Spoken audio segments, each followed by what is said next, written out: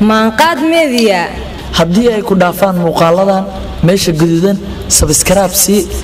sulkadaada ku sii karin farta aayar jag ku sii sidoo kale gambaleelka ee dhawaaqaya jagsi si aad u noqoto qofka ugu horeeya ee uu soo gaaro muuqaalada iyo barnaamijyada xiisaha badan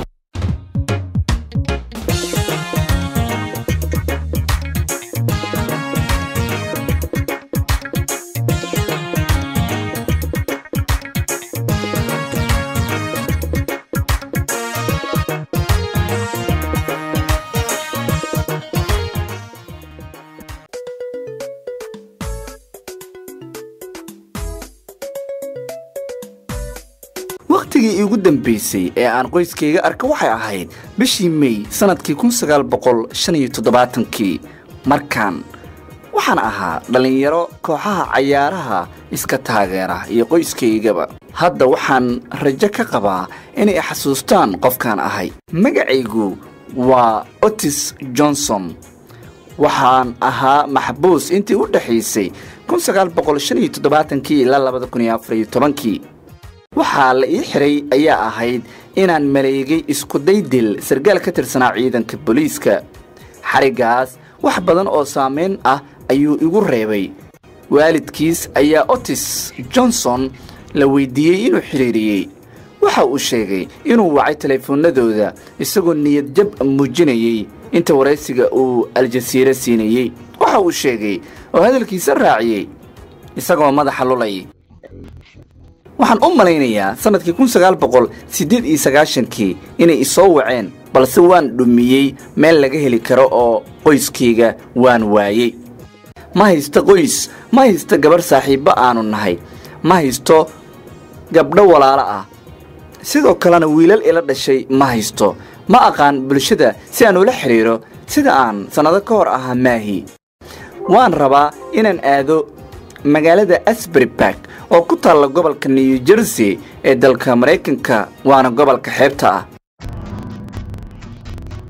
si aan u raadiyay buu yiri qoyskayga waxaan haysto kaliya waaciwaan imisa ayaad halkan joogtay inta aan noolahay ayaan joogay ayuu yiri Otis qof uu su'aal weydiiyay mar kale buu ku celiyay ma garanaysaa Doonto More iyadu way dhimatay maya ma rajaynayo waxaan raadinayaa qoyskayga oo halkan jooga oo aan la ahay ilaa 1975 hadda ayaa ka soo baxay xabsi ayuu yiri Otis oo qoyskiisa raadinaya wareysi xog raadin ahna la yeelanaya nin Asbury Park ku arkay 40 sano ayaad maqnayd miya waa eedaday qoraalkan ma aqaan Doonto More ayaa loogu warceliyay laga yaabo waxa jirta inay magacyada isku noqon karaan mid laakiin hal mid baan aqaanaa oo baqaar leh wadada Springwood ayaa laga heli karaa halkaas ka raadi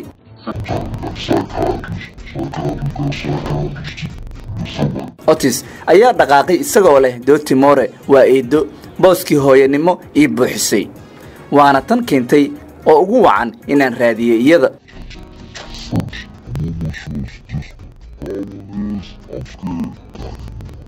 waxaan raadinayaa Doonto More oo halkan degan laba gabdhood ayuu weydiiyay hadalkaas midood ayaa ugu warcelisay oo jawaab kaga dhigtay ma aqaan oo ma degana dhismahan kumana noola qof wata magaca Doonto More Otis oo niyad jabkiisii sii wata balse hankiisii raadinta qoyskiisa kama uusan daalin weli qolo kale ayuu u tagay waxaan raadinayaa qof ka mid ah qoyskayga oo Doonto More ay ka mid tahay dhismahan labaad inay degan tahay ayaana la igu sheegay markaas baa haweeney meel sare ka tiri malaha Carol Ann armay tahay waan tusaynaa oo aan u geenaynaa waxa loo wacay telefoon Otis naanistiisa waa Sano way ismaqleen Carol Ann oo haweeney ahayd telefoonkana loogu dhiibay waa la ishelay oo telefoonku kala hadlay waa asagii waa Otis ninkii naanista ay wahayd Sano saasuu leeyahay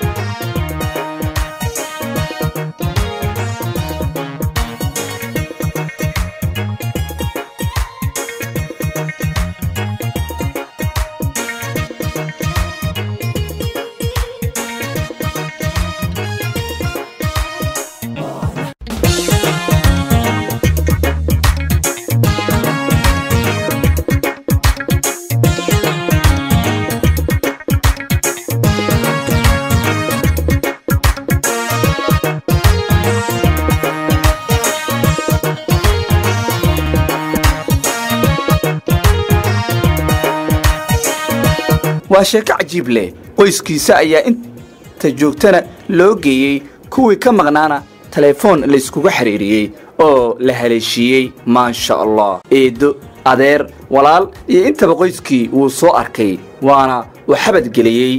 marxabeeyey macasalaameeyey isagoo faraxsanna ka soo tegey gaarigiina uu soo dhaqaaqay magaciigu waa xasan xayi cabdulaahi maanqaad meediya mar kasta ku xirnow mahadsanid